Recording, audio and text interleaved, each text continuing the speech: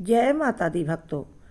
चैत्र नवरात्रि शुरू हो चुकी है और इस व्रत में प्रतिदिन नवरात्रि व्रत की कथा सभी भक्तों को अवश्य सुनना चाहिए। व्रत नहीं भी करते हैं तो भी कथा सुने। व्रत करने का माता रानी पूरा फल अवश्य देंगी। शुद्ध सात्विक मन से कथा सुने और दूसरों को सुनाएं।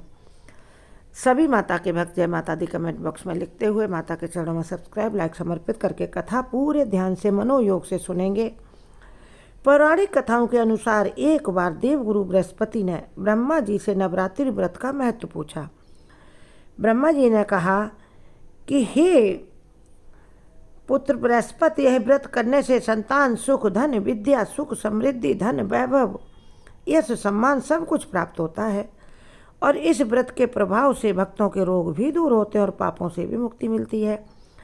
नवरात्रि व्रत को न करने वाले व्यक्ति को कभी कभी जीवन में कई तरह के कष्टों का सामना करना पड़ता है, लेकिन यदि वह भी सच्चे मन से माता के नवरात्रि व्रत की कथा सुनता तो माता रानी उस पर भी कृपा करती हैं। आगे ब्रह्मा जी इसके महत्व के बारे में सुनाने लगे और बताते हैं कथा के बारे में।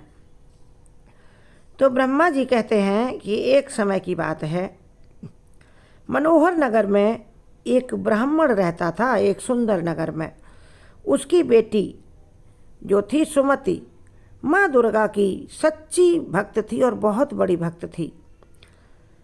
वह माता की पूजा में व्यस्त रहती, माता की सेवा में व्यस्त रहती। उसके माता के सानिध्य में बैठकर उसे बहुत सुख मिलता था। लेकिन एक दिन वह माता के मंदिर में पूजा करने नहीं पहुंच पाई, जिससे उसके पिता नाराज हो गए और गुस्से में उन्होंने उसका विवाह एक कुष्ठ रोगी से कर दिया। सुमति के पिता भी माता के बड़े भक्त थे, तो वो पिता के साथ बैठकर माता की सेवा करती थी और भक्ति करती थी। लेकिन एक दिन किसी कारणवश वह नहीं जा पाई तो पिता उसके नाराज हो गए और उन्होंने कहा कि मैं इस कन्या का विवाह एक रोगी से कर देता हूँ, फिर देखें ये क्या करेगी। माता की भक्ति में इसने मन लगाकर काम नहीं किया। विवाह के बाद सुमति अपने पति के साथ चली गई और जंगल में रहने लगी। पिता ने उसको कुछ धन वैभव दान में भी नहीं दिया। विवाह के समय कुछ भी कोई वस्तु उसको साथ में नहीं दी और उसका पति कोढ़ी होने के साथ साथ गरीब भी था। सुमति जो थी ना, बहुत दुखी रहने लगी। एक दिन वह वन में बैठकर विचार करने लगी कि हे माता रानी, मैं एक दिन किसी कारणवश नहीं पहुंच पाई। पिता ने मेरे विवाह को कर दिया कि क्रोध के कारण, क्रोध के आवेश में आकर पिता ने मेरा इस कोढ़ी पति से विवाह कर दिया है। माता रानी, मैंने आपकी बहुत सेवा की है। माता रानी, हमारे कुछ कष्टों का हरण करो। और माता रानी को याद करके सुमति रोने लगी और मन ही मन प्रार्थना करने लगी कि हे माता, मेरे पति को रोग मुक्त ही कर दो, बाकी तो हम दोनों कमाकर खा लेंगे, कैसे भी दिन गुजार लेंगे। और माता रानी के नाम जप वह करने लगी। सुमति के दुख को देखकर, उसको रोता देखकर माँ दुर्गा उसकी पूर्व भक्ति के कारण उसके सामने प्रकट हो गई जंगल में। और माता दुर्गा ने कहा प्रकट होकर कि हे पुत्री सुमति, वरदान मांगो। सुमति ने अपने पति के कुष्ठ रोग से मुक्ति की प्रार्थना की। देवी ने तब उसे बताया कि बेटी सुमति, तुम्हारा पति पिछले जन्म में अनजाने में उसने नवरात्रि का व्रत रखा था, जिसके पुण्य से आज उसे आशीर्वाद मिल रहा है। उसने कभी हमारी पूजा नहीं की, एक बार उसने व्रत रख लिया था, इसलिए आज मैं उसको तुम्हारी प्रार्थना पर यह कुष्ठ रोग दूर करने का आशीर्वाद देता हूँ। देती नहीं तो बड़ा पापी था। माँ दुर्गा की कृपा से उसका पति ठीक हो गया और सुमति और उसका पति सुख से जीवन बिताने लगे। माँ दुर्गा ने फिर सुमति को नवरात्रि व्रत की विधि भी बताई, महत्व भी बताया और इस व्रत में 9 दिनों तक माँ दुर्गा की पूजा करनी चाहिए, यह भी कहा। यदि पूरे दिन व्रत रखना कठिन हो तो एक समय शाम को आरती करने के बाद भोजन किया जा सकता है, सात्विक भोजन किया जा सकता है। घट स्थापना करके देवी के लिए फल फूल और प्रसाद समर्पित करें। व्रत के अंतिम दिन हवन और कन्या पूजन करने से विशेष लाभ प्राप्त होता है। माता रानी ने इस प्रकार सुमति से कहा और उसके पति को बताया कि पूर्ण मनोयोग से अब तुम अपने पति के साथ फिर से व्रत शुरू करो।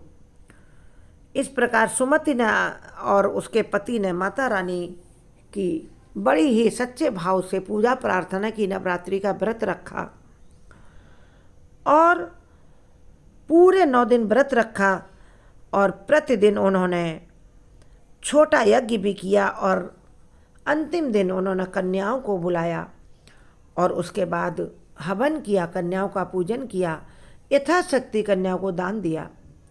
इस प्रकार धीरे धीरे सुमति और उसके पति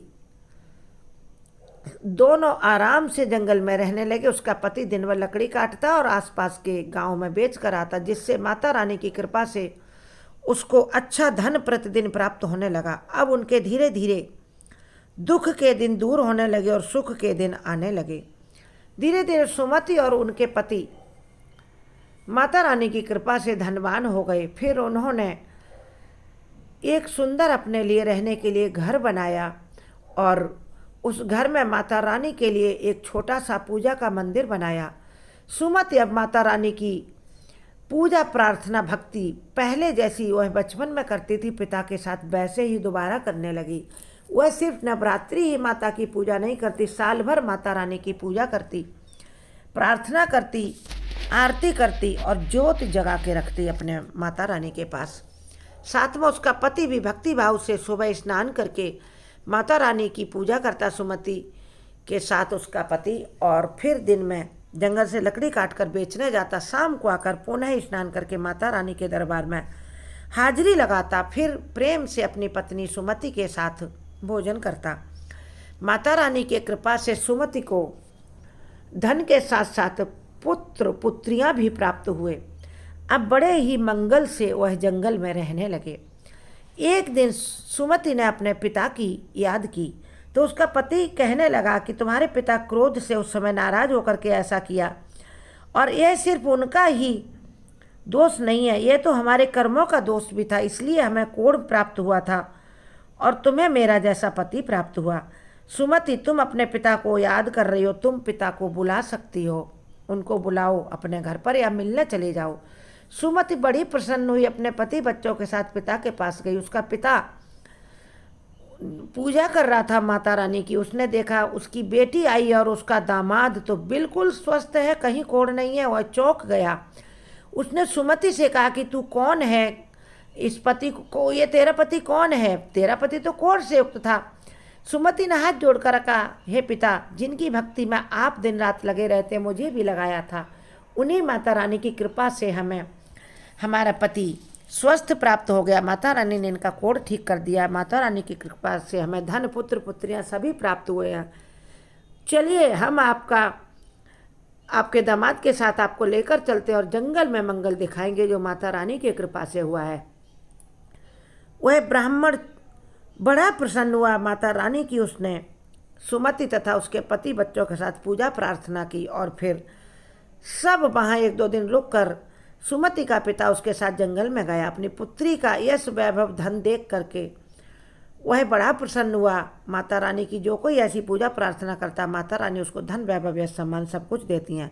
इस प्रकार ब्रह्मा जी ने गुरु बृहस्पति कथा सुनाने के बाद कहा कि जो व्यक्ति भक्ति भाव से इस व्रत को करता है, कथा सुनता है अथवा दूसरों को सुनाता है, व्रत नहीं भी करता, कथा भी प्रतिदिन सुनता है, तो उसके जीवन में माँ दुर्गा दुर्गति नाशिनी है, जो उनकी कृपा से सभी सुख संपत्तियाँ प्राप्त होती हैं। यह व्रत और यह कथा का पुण्य करोड़ों गुना बढ़ जाता है। आप हमारे चैनल का वीडियो देखें, शॉर्ट वीडियो भी देखें, चैनल सब्सक्राइब करें। जय माता दी।